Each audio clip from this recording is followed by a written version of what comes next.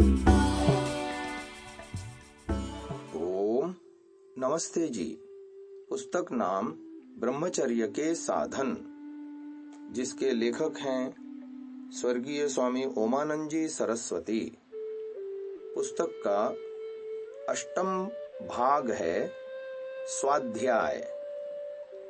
स्वामी ओमानंद जी इस अध्याय में स्वाध्याय की आवश्यकता लिख रहे हैं। वेद सब सत्य विद्याओं का पुस्तक है। वेद का पढ़ना पढ़ाना और सुनना सुनाना सब आर्यों का परम धर्म है। ये महर्षि दयानंद जी के वचन हैं जो उन्होंने आर्य समाज के नियमों के रूप में हमको दिया है। हम आर्य हैं, वेद का पढ़ना पढ़ाना हमारा परम धर्म है। इस परम धर्म का पालन करने के लिए हमें नित्य प्रति वेदों का स्वाध्याय करना चाहिए।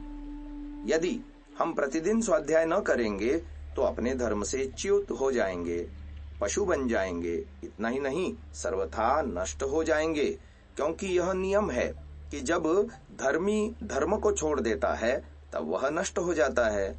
उदाहरण के लिए अग्नि को ले लीजिए। उष्णता अग्नि का धर्म है। जब तक उसमें उष्णता विद्यमान है तभी तक वह अग्नि है, किंतु उष्णता धर्म के नष्ट हो जाने पर उसे अग्नि कोई नहीं कहता, वह राख के रूप में परिणत हो जाती है। ठीक यही अवस्था हमारी है। जब तक हम अपने धर्म का पालन करते हैं, प्रतिदिन वेदों का स्वाध्याय करते हैं, तब तक हम जीवित हैं, उन्नति के पथ पर अग्रसर हैं, हमारे अंदर आर्यत्व श्रेष्ठत्व स्थित है। अन्यथा हमारा आत्मा मर जाता है, पतित हो जाता है, आर्यत्व भी नष्ट हो जाता है। मनु जी लिखते हैं, वेद संन्यासतः शूद्रस्तस्माद् वेदम न संन्यसेत। वेद त्याग अर्थात वेदों का स्वाध्याय न करने से मनुष्य शूद्र बन जाता है। इसलिए वेदों का स्वाध्याय नहीं छोड़ना चाहिए। अनभ्यासेन वेदानाम आचारस्य च वर्जनात् आलस्यादन्न दोषाच्च मृत्युर्विप्रांजिघांसति। वेदों का स्वाध्याय न करने से अतएव आचारहीन हो जाने पर तथा आलस्य प्रमाद आदि के घेर लेने पर लोगों को मृत्यु आ दबोचती है।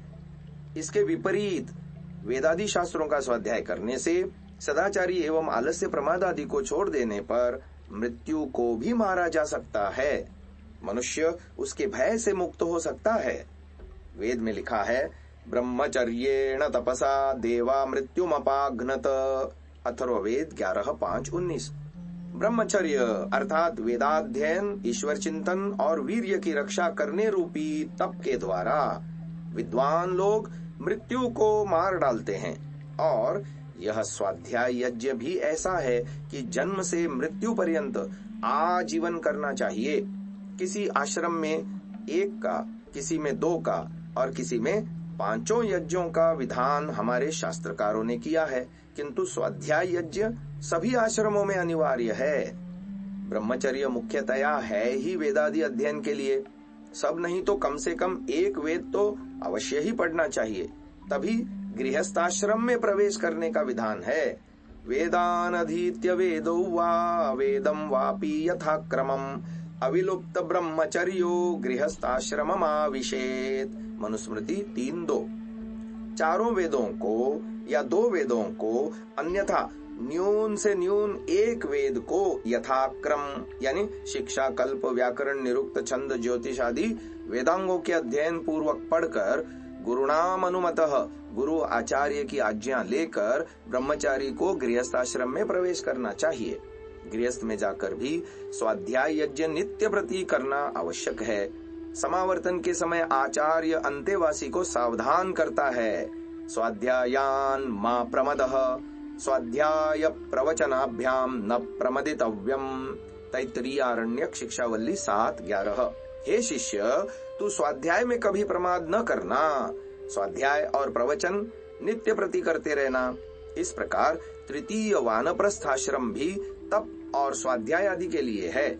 महर्षि मनु ने भी कहा है, स्वाध्याये नित्ययुक्तः स्यात् दान्तो मैत्रः समाहितः दाता नित्यमना दाता सर्वभूतानुकंपकः। मनुस्मृति 6:7। वानप्रस्थी को चाहिए कि वह जितेंद्रिय होकर सर्वदा स्वाध्याय करने में रत रहे। सांसारिक विषयों से इंद्रियों का दमन कर सब पर कृपा दृष्टि रखता हुआ विद्यादि का दान करता रहे, किंतु प्रत्युपकार में किसी से कुछ न ले, इस प्रकार व्यवहार करे। चतुर्थाश्रम संन्यास में सभी सांसारिक साधनों का निषेध करते हुए स्वाध्याय की आवश्यकता बतलाई है। संन्यसेत सर्व कर्माणि वेदमेकम न संन्यसेत। सन्यासी सभी सांसारिक कार्यों से विरत हो जाए, किंतु वेद के स्वाध्याय को न छोड़े, वह सन्यासी के लिए भी अनिवार्य है। इस प्रकार ब्रह्मचर्य, गृहस्थ, वानप्रस्थ और सन्यास सभी आश्रमों में स्वाध्याय यज्ञ को शास्त्रकारों ने अत्यंत आवश्यक बतलाया है।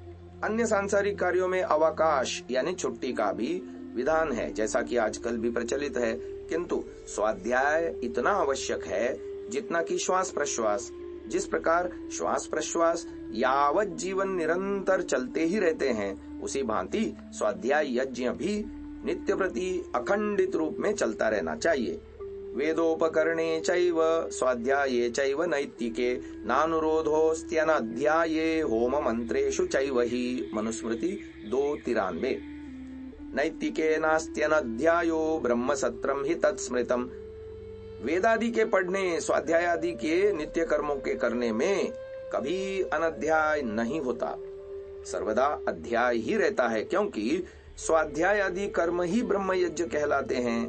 इस ब्रह्म यज्ञ का सभी आश्रमों में, सभी वर्णों में सर्वदा सर्वत्र अनुष्ठान करना चाहिए। यदि किसी कार्य विशेष, नौकरी आदि के कारण स्वाध्याय में बाधा पड़ती हो तो उस कार्य को भी छोड़ देने का विधान है, किंतु स्वाध्याय इतना आवश्यक है कि इसको कभी नहीं छोड़ना चाहिए। सर्वान् संत्यजेदर्थान् स्वाध्यायस्य विरोधिनः। इसलिए अपनी जीवन यात्रा को चलाने के लिए अन्य कार्यों को करते हुए स्वाध्याय भी नित्य प्रति अवश्य ही करना चाहिए। इसकी सर्वोत्तम विधि यह है कि अपने सभी कार्यों के लिए समय विभक्त कर लेना चाहिए। अपनी दिनचर्या एवं सुविधानुसार बनाकर तदनुसार चलना चाहिए। उसमें स्वाध्याय के लिए भी कुछ समय नियत कर लेना चाहिए। स्वाध्याय के लिए प्रातः काल ही का समय सबसे उत्तम है। महर्षि मनु ने भी यही निर्देश किया है। ब्राह्म्ये मुहूर्ते बुध्येत धर्मार्थौ चानुचिन्तयेत् काय क्लेशांश्च तन्मूलान् वेद तत्त्वार्थमेव च। मनुस्मृति 4:68। प्रातः काल ब्रह्म मुहूर्त में उठकर धर्म, अर्थ, शारीरिक क्लेश तथा उनके कारण और वेद के तत्व का चिंतन करना चाहिए। इसलिए प्रत्येक नर नारी को, विशेषतया ब्रह्मचारी को प्रातः काल ब्राह्म मुहूर्त में उठकर नित्य कर्मों से निवृत्त होकर शांत चित्त हो वेदादि सत्य शास्त्रों का स्वाध्याय अवश्य करना चाहिए। आजकल लोगों में स्वाध्याय के प्रति अरुचि हो गई है। आधुनिक ढंग के व्यक्ति स्वाध्याय की कोई आवश्यकता ही नहीं समझते।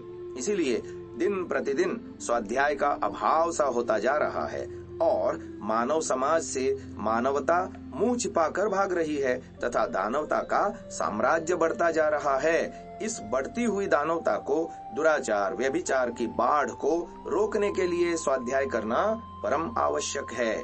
स्वाध्याय के अभाव में हमारा यह भयंकर पतन हुआ है, अतः पुनरुत्थान स्वाध्याय करने से ही हो सकेगा। इसलिए स्वाध्याय करने का सभी को व्रत लेना चाहिए और उसका नियमित रूप से पालन भी करना चाहिए। जिस प्रकार से शरीर के लिए भोजन आवश्यक है, उसी प्रकार आत्मा के लिए स्वाध्याय अत्यंत आवश्यक है। स्वाध्याय करने के विषय में अधिकतर लोग यही बहाना बनाते हैं कि हमें स्वाध्याय के लिए फुर्सत ही नहीं मिलती, किंतु यह सर्वथा मिथ्या है।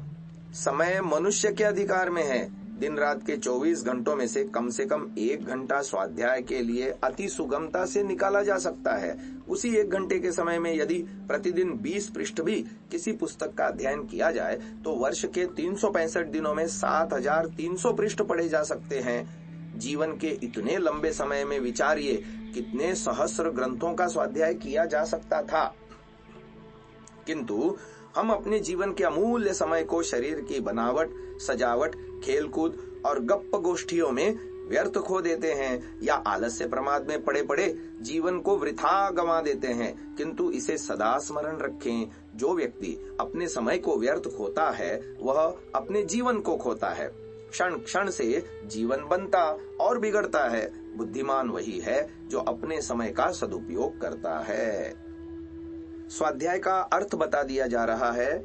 सु या स्व उपपद होने पर आंग अधिपूर्वक अध्ययनार्थक इंग धातु से इंगश्च पाणिनि अष्टाध्यायी 3-3-21 इस सूत्र से घय प्रत्यय करने पर स्वाध्याय शब्द सिद्ध हुआ है। सुष्ठु आवृत्य अध्ययनम स्वाध्यायः स्वमध्ययनम स्वाध्यायः। भली भांति आवृत्ति पूर्वक अध्ययन करना या अपने लिए अथवा स्वयं अध्ययन करना। स्व शब्द आत्मा, आत्मीय आदि अनेकों अर्थों में होने के कारण स्वाध्याय शब्द के भी विविध अर्थ हो जाते हैं। योग दर्शन के व्यास भाष्य में स्वाध्याय शब्द का अर्थ महर्षि व्यास जी ने इस प्रकार किया है। स्वाध्यायः प्रणवादि पवित्राणाम जपः मोक्ष शास्त्राध्ययनम वा। योग सूत्र 2:1 तथा 2:32 प्रणव यानी ओम गायत्री आदि का जप करना तथा मोक्ष शास्त्र आध्यात्मिक ग्रंथ वेद दर्शन उपनिषद आदि का पढ़ना स्वाध्याय कहलाता है। सभी कोशकारों ने स्वाध्याय शब्द को वेदाध्ययन शब्द का पर्यायवाची या समानार्थक माना है। स्वाध्यायः वेदे स्वाभिमत प्रणवादि मंत्र जपे ब्रह्म यज्ञे वेदाध्ययने फलवदर्थावबोध पर्यंताध्ययने उपनिषद ग्रंथावृत्तौ मोक्ष शास्त्राणाम अध्ययने सु अतीव आवृत्य अध्ययनम स्वार्थमध्ययनम वा। ये शब्दार्थ चिंतामणि से हमने आपको सुनाया। आगे शब्द कल्पद्रुम बृहद अभिधानम में स्वाध्यायः सुष्ठु आवृत्य अध्यायो वेदाध्ययनमिति यह लेख मिलता है तथा अमरकोश में स्वाध्यायः स्यात् जपः द्वे वेदाध्ययनस्येति तट्टीका और शब्द रत्नावली में स्वाध्यायो जप इत्युक्तो वेदाध्ययन कर्मणि तथा भरतः में द्वे आवृत्य वेदाध्ययने सुकृताय आवृत्य अध्यायोधीति स्वाध्यायः तथा हिंदी विश्वकोश में इस प्रकार मिलता है। सम्यक रूप से शास्त्र मात्र के अध्ययन को ही स्वाध्याय कहते हैं। इस प्रकार हम देखते हैं सभी कोशकार स्वाध्याय शब्द का अर्थ वेद दर्शन उपनिषद आदि शास्त्रों के अध्ययन को करना, आत्म कल्याणार्थ अध्ययन करना, आत्मचिंतन ईश्वर भक्ति प्रणव जप आदि करना इत्यादि अर्थ करते हैं। उसी प्रकार स्वाध्यायी और स्वाध्यायवान शब्द भी विशिष्ट वेदाध्यायी के लिए प्रयुक्त हुए हैं। जैसे स तूर्वरेतास्ता तपसि प्रसक्तः स्वाध्यायवान वीतभयः कृतात्मा चचार सर्वां पृथिवी महात्मा न चापि दारान् मनसाप्यकांक्षत। महाभारत 1:40-10। स्वाध्याय ब्रह्मचर्य पालन आदि तप में लगा हुआ, भय शोकादि से रहित, ऊर्ध्वरेता और जितेंद्रिय होकर महात्मा जरत्कारु संपूर्ण भूमंडल पर भ्रमण करने लगा। उसने कभी मन से भी स्त्री आदि की इच्छा नहीं की। इस प्रकार अश्लील, अनार्ष, भद्दे, उत्तेजक, नाटक, उपन्यास, कहानी, सिनेमा, रागिणी, रामलीला, रासलीला आदि की किसी भी प्रकार की पुस्तक पढ़ लेना स्वाध्याय नहीं कहा जा सकता। जो ऐसा समझते हैं वे भूल करते हैं। स्वाध्याय आत्मोन्नति का सर्वोत्तम साधन है, किंतु इन नाटक आदि के अध्ययन से उन्नति के स्थान में अवनति ही होगी। कुछ सज्जन वृत्तपत्र अखबार पढ़ने को ही संतुष्ट हो जाते हैं। उनकी दृष्टि में यही स्वाध्याय है, किंतु वृत्तपत्र पढ़ने को स्वाध्याय समझना भी अज्ञान है। स्वाध्याय शब्द का अर्थ हम सप्रमाण ऊपर लिख चुके और आगे चलकर स्वाध्याय करने के योग्य ग्रंथों का नामोल्लेख भी किया जाएगा। उन्हीं ग्रंथों का अध्ययन करना स्वाध्याय कहलाता है। नाटक, उपन्यास आदि और वृत्तपत्र आदि पढ़ना कदापि नहीं। अब स्वाध्याय की महिमा बता रहे हैं। हमारे शास्त्रों में स्वाध्याय की महिमा बहुत बतलाई गई है। वेद, स्मृति, दर्शन, उपनिषद और ब्राह्मण ग्रंथों में स्वाध्याय के महत्व पर प्रभूत प्रकाश डाला गया है। स्वाध्याय के महत्व को दृष्टि में रखते हुए ही हमारे पूर्वज ऋषि महर्षियों ने हमारी जीवनचर्या में स्वाध्याय को सबसे अधिक महत्व दिया है। देखिए, पंच महायज्ञों में स्वाध्याय एक यज्ञ है। स्वाध्यायो ब्रह्म यज्ञ शतपथ 11.5.6.3। योग के 8 अंगों में स्वाध्याय भी उपांग है। शौच संतोष तपः स्वाध्यायेश्वर प्रणिधानानि नियमाः। मनु महाराज ने वेदाभ्यासो हि विप्राणाम परमं तप उच्यते ब्रह्मयज्ञ स विज्ञेयः षडंग सहितस्तु यः। ये मनुस्मृति का वचन था। मनु महाराज ने स्वाध्याय को सर्वोत्तम तप बतलाया है और धर्म के सप्त लक्षण धी विमल बुद्धि की प्राप्ति का साधन भी स्वाध्याय ही है। योग दर्शन के भाष्यकार महर्षि व्यास जी लिखते हैं, स्वाध्यायात योगमासीत योगात स्वाध्याय मामनेत स्वाध्याय योग संपत्त्या परमात्मा प्रकाशते। स्वाध्याय के द्वारा योग की और प्रवृत्त होकर योग से स्वाध्याय का चिंतन करना चाहिए। स्वाध्याय तथा योगाभ्यास के द्वारा ईश्वर की प्राप्ति हो जाती है। छांदोग्य उपनिषद में अंत में भी लिखा है, आचार्य कुलाद वेदमधीत्य यथा विधानम गुरोः कर्मातिशेषेणाभिसमावृत्य कुटुम्बे शुचौ देशे स्वाध्याय मधीयानो धार्मिकान् विदधत्तात्मनि सर्वेन्द्रियाणि संप्रतिष्ठाप्य हिंसन् सर्वभूतान्यन्यत्र तीर्थेभ्यः स खल्वेवं वर्तयन् यावदायुषं ब्रह्मलोकभिसंपद्यते न च पुनरावर्तते। छांदोग्योपनिषद 8:15-1। अर्थात ब्रह्मचारी आचार्य कुल से विधि पूर्वक वेद पढ़कर गुरु की सेवा शुश्रूषा आदि पूर्णतया करता हुआ समावर्तन संस्कार करके कुटुंब गृहाश्रम में रहता हुआ पवित्र स्थान में वेदादि शास्त्रों का स्वाध्याय करता हुआ अपने परिवार एवं जनता को धार्मिक बनाता हुआ आत्मा में सब इंद्रियों को स्थापित कर तीर्थ स्थानों से अन्यत्र भी प्राणियों की हिंसा न करता हुआ मरण पर्यंत इस प्रकार का व्यवहार करता हुआ मोक्ष को प्राप्त कर लेता है तथा आवागमन के चक्र से छूट जाता है। शतपथ ब्राह्मण का यह एक ब्राह्मण संपूर्ण स्वाध्याय की प्रशंसा का है। अथातः स्वाध्याय प्रशंसा प्रिये स्वाध्याय प्रवचने भवतो युक्तमना भवत्यपराधीनो हर अर्थान साधयते सुखम स्वपिति परम चिकित्सक आत्मने भवतीन्द्रिय संशय मश्चैकारात्मता च प्रजावृद्धिर्यशो लोकपंक्तिः प्रज्ञा वर्धमाना चतुरो धर्मान् ब्राह्मणमभिनिष्पादयति ब्राह्मण्यमति रूपश्चर्यां यशो लोकपंक्तिम् लोकः पच्यमानश्चतुर्भिर्धर्मैर्ब्राह्मणं अर्चया च दानेन चेज्जया चावध्यतया च। शतपथ ब्राह्मण 11:5-6-1। अब स्वाध्याय की प्रशंसा यानी महिमा बतलाते हैं।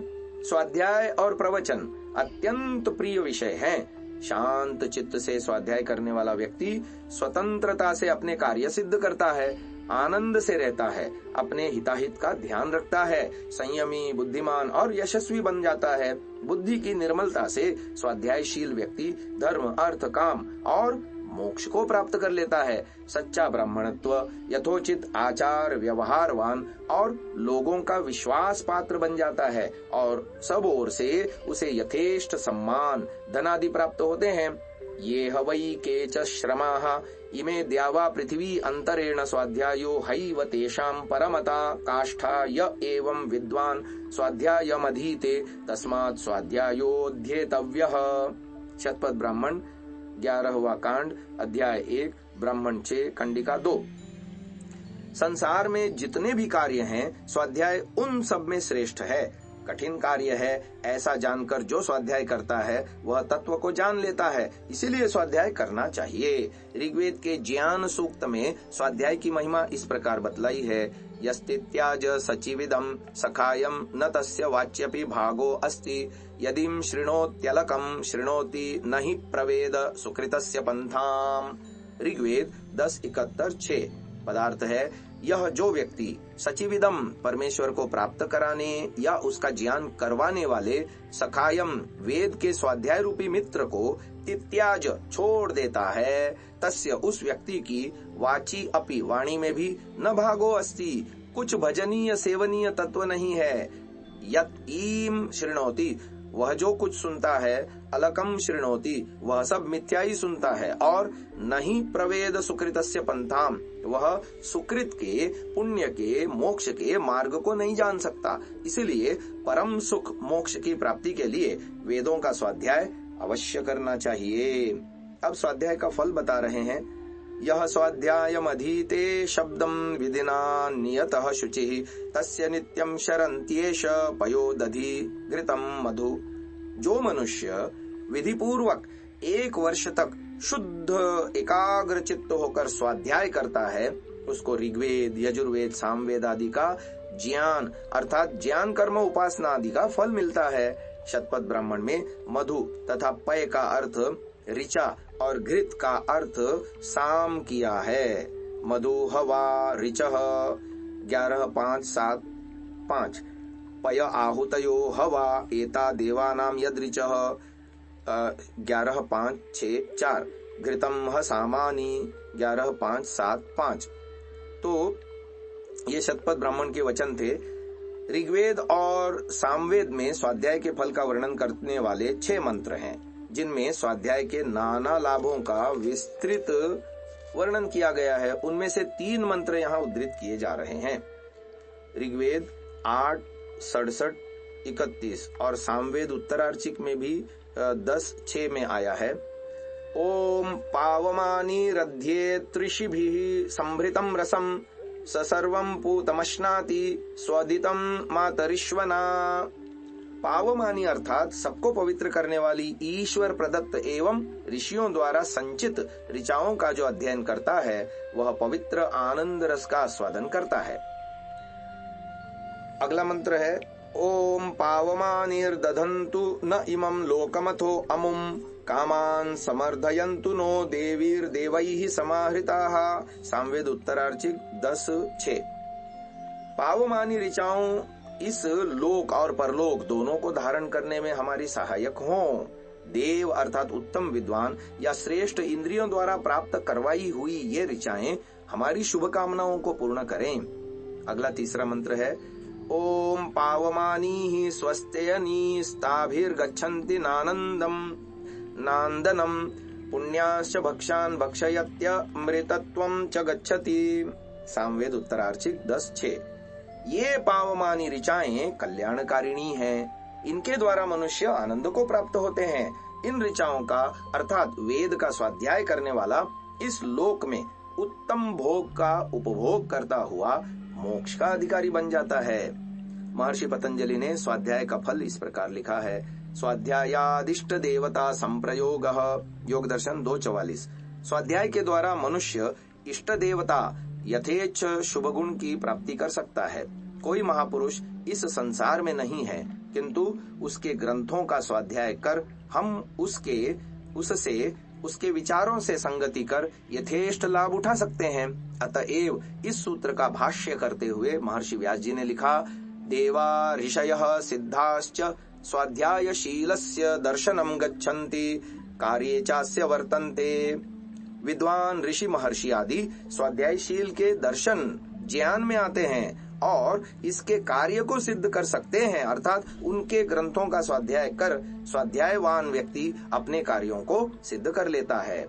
महर्षि याज्ञवल्क्य ने लिखा यद् वायम छंदस्य स्वाध्यायमधीयते तेन तेन हैवास्य यज्ञक्रतुनेष्टं भवति य एवं विद्वान स्वाध्यायमधीते तस्मात् स्वाध्यायोध्येतव्यः।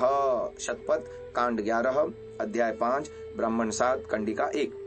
स्वाध्यायशील मनुष्य जिस वेद का स्वाध्याय करता है उसको उस वेद का वही फल मिलता है जो उस वेद से यज्ञ करने पर होता है। अतः स्वाध्याय अवश्य करना चाहिए। जन्म से कोई ब्राह्मण आदि नहीं होता, किंतु सब अपने अपने गुण कर्मानुसार ही होते हैं। शूद्र कुल में उत्पन्न व्यक्ति ब्राह्मण बन जाता है और ब्राह्मण कुलोत्पन्न व्यक्ति शूद्र बन जाता है। शूद्रो ब्राह्मणतामेति ब्राह्मणश्चैति शूद्रताम क्षत्रियात् जातमेवन्तु विद्या वैश्यात् तथैव च। मनुस्मृति 10:65। मनुजी महाराज लिखते हैं स्वाध्यायेन व्रतैर्होमैस्त्रैविद्येनेज्जया सुतैः महायज्ञैश्च यज्ञैश्च ब्राह्म्यं क्रियते तनुः। मनुस्मृति 2:28।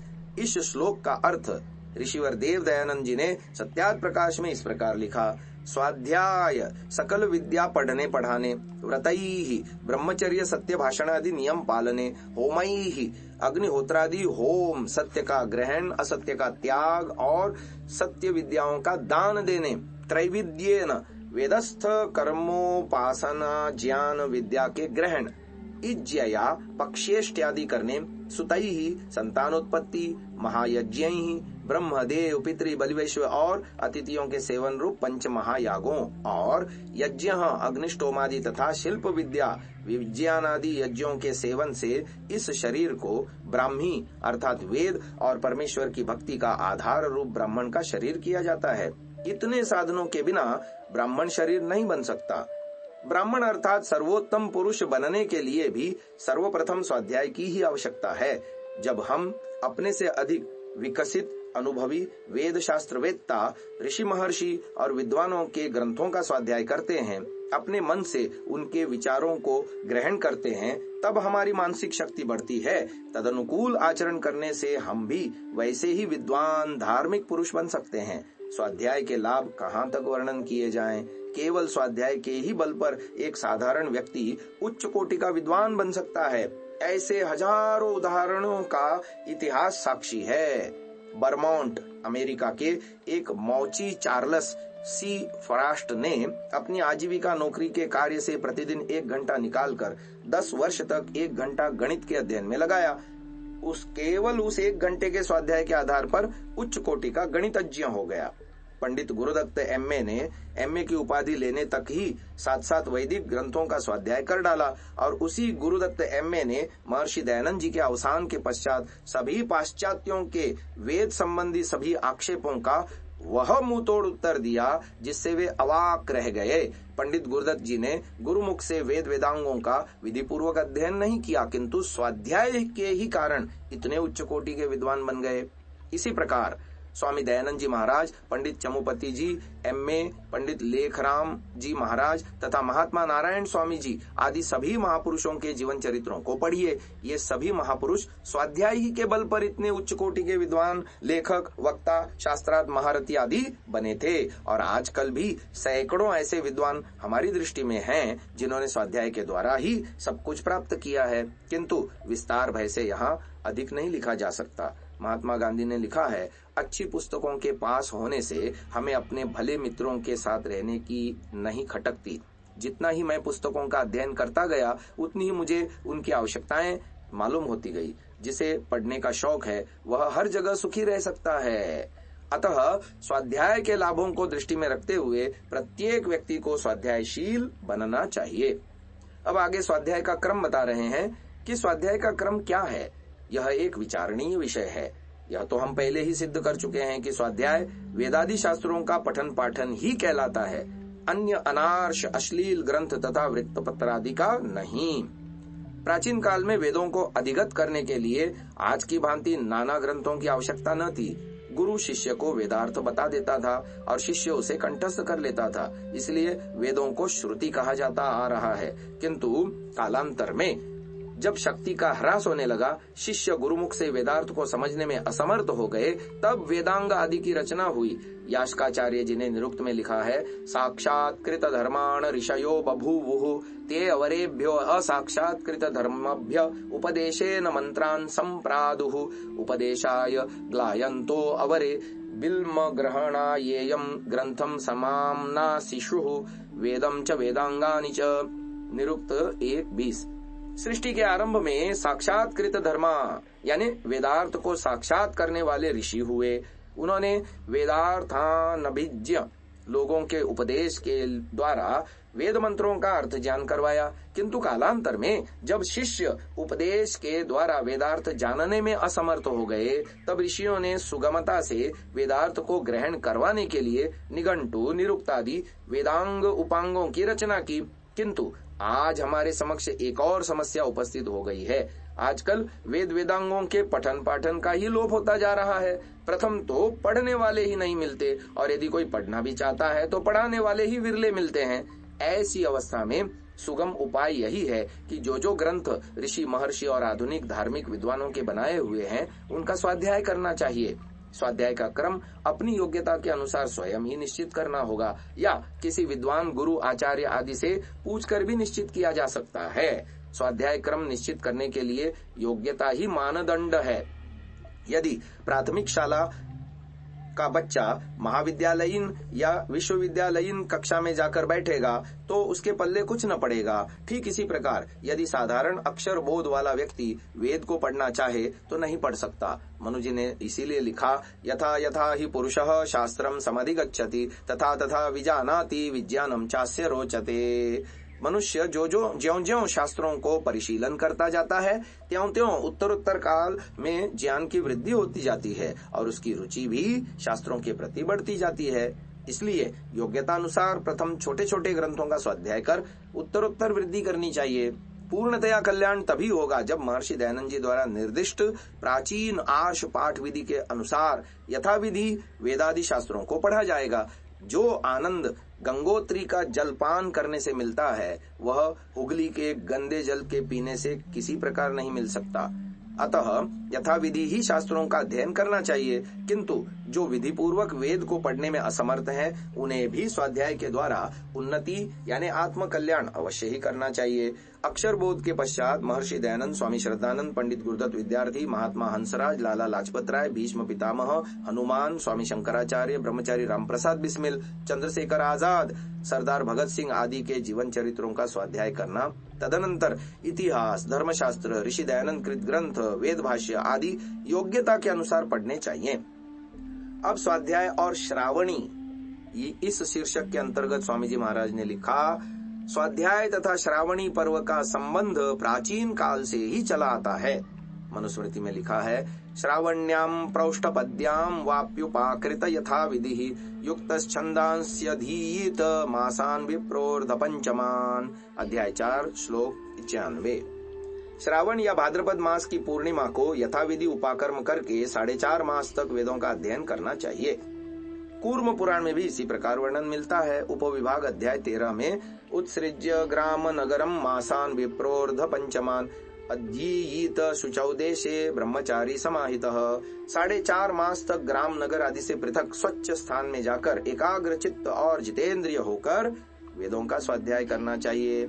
इसी प्रकार याज्ञवल्क्य स्मृति, बोधायन स्मृति, वशिष्ठ स्मृति, वाल्मीकि रामायण तथा आश्वलायन, पारस्कर, लोगाक्षी आदि गृह सूत्रों में भी श्रावण मास में वेदाध्ययन यानी विशेषतया वेद के स्वाध्याय का विधान मिलता है। श्रावणी पर किया जाता है पुराने का त्याग, नवीन का ग्रहण, पुराने जीर्ण यज्ञोपवीत मेखलादि का विसर्जन और स्वाध्याय क्रम में परिवर्तन किया जाता है। स्वाध्याय श्रावण से पौष तक 4-5 मास तक विशेषतया वेदों का स्वाध्याय किया जाता है और तदनंतर वेदांगों का। श्रावणी के आने पर द्वितीय वर्ष पुनः पूर्ववत वेदों का स्वाध्याय प्रारंभ कर दिया जाता है। श्रावणी का विशेष महत्व वेदों के अध्ययन के कारण ही है। वेद सभी सत्य विद्याओं के मूल ग्रंथ हैं। संसार की सभी विद्याएं, संपूर्ण ज्ञान, विज्ञान, कला, कौशल बीज रूप में वेदों में निहित है। चातुर्वर्ण्यम त्रयो लोकाश्चत्वार आश्रमाः पृथक भूतम भव्यम भविष्यम च सर्वम वेदात् प्रसिद्ध्यति। ये मनुस्मृति का श्लोक था। ब्राह्मण आदि चारों वर्ण, ब्रह्मचर्य आदि चारों आश्रम अर्थात संपूर्ण वर्णाश्रम धर्म, भूत, वर्तमान और भविष्यत, इन सब का ज्ञान वेद के अध्ययन से होगा। धर्म के 4 लक्षण वेदः स्मृतिः सदाचारः स्वस्य च प्रियमात्मनः में भी वेद का सर्वप्रथम स्थान है, क्योंकि वेदो अखिलो धर्म मूलम मनुस्मृति में आया। वेद ही धर्म का उत्पत्ति स्थान है, अतः वेद विहित धर्म तद विरुद्ध अधर्म समझना चाहिए। अब आगे स्वाध्याय और ब्रह्मचर्य के विषय में बता रहे हैं। स्वाध्याय और ब्रह्मचर्य का घनिष्ठ संबंध है। वेदादि पवित्र ग्रंथों का स्वाध्याय किए बिना मनुष्य के विचार शुद्ध नहीं रह सकते। बिना संकल्प शुद्धि के ब्रह्मचर्य पालन या वीर्य रक्षा कर सकना सर्वथा असंभव है। ब्रह्मचर्य पालन या वीर्य रक्षा के बिना सब कुछ थोथा है, निष्फल और निस्सार है। संसार में बिना वीर्य रक्षा किए कोई भी व्यक्ति किसी भी महान कार्य के करने में सफल नहीं हुआ। जिन्होंने वीर्य रक्षा की वे सर्वत्र सफल ही सफल होते गए। निस्संदेह वीर्य रक्षा सफलता की कुंजी है। ब्रह्मचर्यम पुरुषार्थस्य साधनम। ब्रह्मचर्य पुरुषार्थ चतुष्टय धर्म अर्थ काम मोक्ष का साधन है।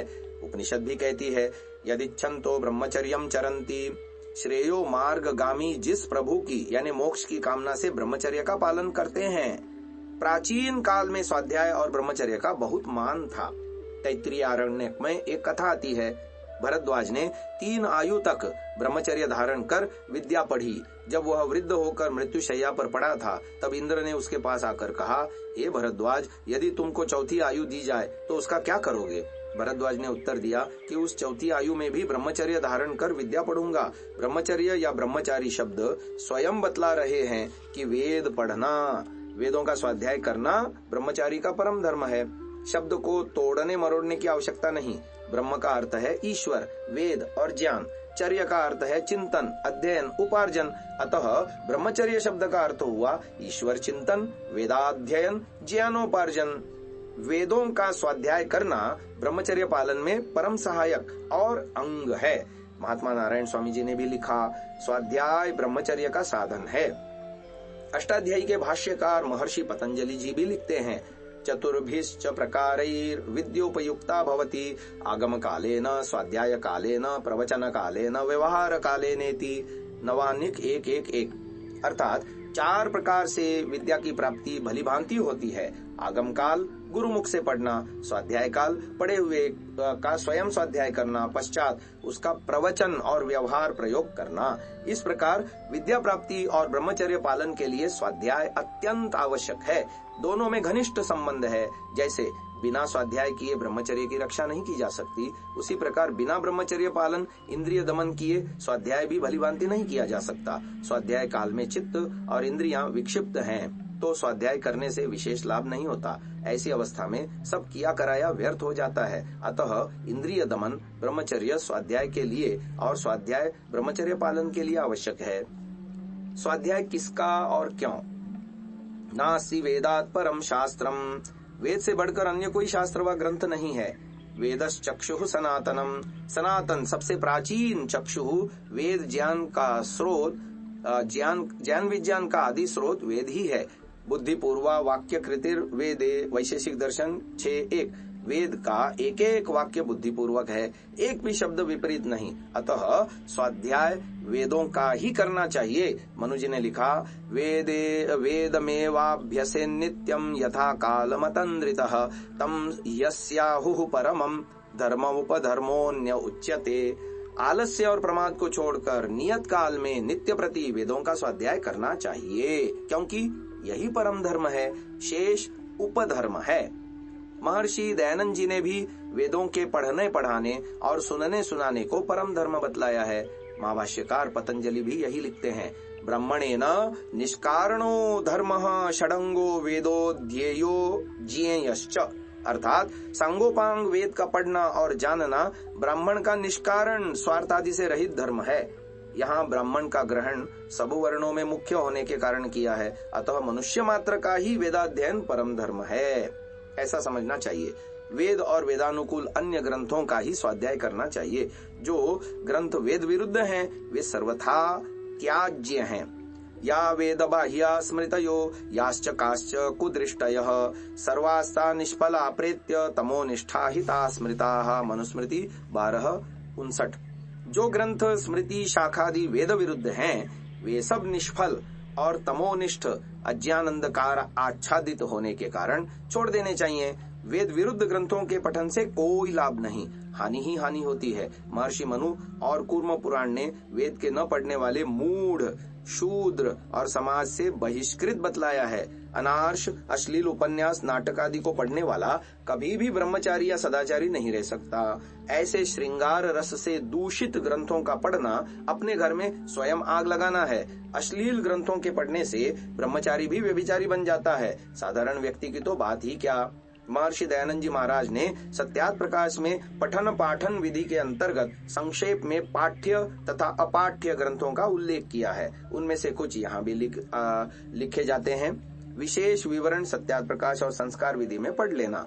अब जो परित्याग के योग्य ग्रंथ हैं उनका परिगणन संक्षेप से किया जाता है, अर्थात जो जो नीचे लिखे ग्रंथ हैं वह जाल ग्रंथ समझने चाहिए। व्याकरण में कातंत्र, सारस्वत, चंद्रिका, मुग्धबोध, कौमुदी, शेखर, मनोरमा आदि, कोश में अमरकोश आदि, छंदो ग्रंथ में वृत्त रत्नाकर आदि, शिक्षा में अथ शिक्षाम प्रवक्ष्यामि पाणिनियम मतम यथा इत्यादि, ज्योतिष में शीघ्र बोध, मुहूर्त चिंतामणि आदि, काव्य में नायिका भेद, कुवलयानंद, रघुवंश, माघ, किरातार्जुनी आदि, मीमांसा में धर्म सिंधु व्रतार्क आदि, वैशेषिक में तर्क संग्रह आदि, न्याय में जागदीशी आदि, योग में हठ प्रदीपिका आदि, सांख्य में सांख्य तत्व कौमुद्यादि, वेदांत में योग वशिष्ठ पंचदश्य आदि, वैद्यक में शारंगधर आदि, स्मृतियों में मनुस्मृति के प्रक्षिप्त श्लोक और अन्य सब स्मृति, सब तंत्र ग्रंथ, सब पुराण, सब उपपुराण, तुलसीदास कृत भाषा रामायण, रुक्मिणी मंगल आदि और सर्व भाषा ग्रंथ, ये सब कपोल कल्पित मिथ्या ग्रंथ हैं। तो प्रश्न किया, क्या इन ग्रंथों में कुछ भी सत्य नहीं? उत्तर दिया, थोड़ा सा सत्य तो है, परंतु इसके साथ बहुत सा असत्य भी है। इससे विष संपृक्तान्नवत् त्याज्याः, जैसे अत्युत्तम अन्न विष से युक्त होने से छोड़ देने योग्य होता है, वैसे ही ये ग्रंथ हैं। ये लेख हमने पढ़ा सत्यार्थ प्रकाश तृतीय समोल्लास में से। अब स्वाध्याय उपयोगी ग्रंथ बता रहे हैं। ऋक, यजु, साम, अथर्व, चार वेद, आयुर्वेद, धनुर्वेद, गांधर्व वेद, अर्थवेद, चार उपवेद, शिक्षा, कल्प, व्याकरण, निरुक्त, छंद, ज्योतिष, ये 6 वेदांग, सांख्य, योग, न्याय, वैशेषिक, पूर्व मीमांसा, उत्तर मीमांसा यानी वेदांत, ये 6 दर्शन अर्थात उपांग, ऐतरेय, शतपथ, साम और गोपथ, ये 4 ब्राह्मण ग्रंथ, ईश, केन, कठ, प्रश्न, मुंडक, मांडुक्य, ऐतरेय, तैत्तिरीय, छांदोग्य और बृहदारण्यक, ये 10 उपनिषद, मनुस्मृति, वाल्मीकि, रामायण, महाभारत इत्यादि सब ऋषि मुनिकृत ग्रंथ हैं। इनमें भी जो वेद विरुद्ध प्रतीत होता हो उसको छोड़ देना चाहिए, क्योंकि वेद ईश्वर कृत होने से निर्भ्रांत स्वतः प्रमाण अर्थात वेद का प्रमाण वेद ही से होता है। ब्राह्मण आदि सब ग्रंथ परतः प्रमाण अर्थात इनका प्रमाण वेद अधीन है। इन प्राचीन ग्रंथों के अतिरिक्त ऋषि दयानंद कृत वेद भाष्य, सत्यार्थ प्रकाश, संस्कार विधि, ऋग्वेदादि भाष्य भूमिका, व्यवहार भानु, आर्याभिविनय, गोकरुणा निधि, आर्योद्देश्य रत्नमाला आदि सभी ग्रंथ तथा आधुनिक धार्मिक विद्वानों के उत्तमोत्तम ग्रंथ सिद्धांत, राजनीति, समाजशास्त्र, नागरिक शास्त्र, शिल्प विद्या आदि विषयों पर श्रेष्ठ मननशील और अनश्लील ग्रंथों का अध्ययन करना चाहिए।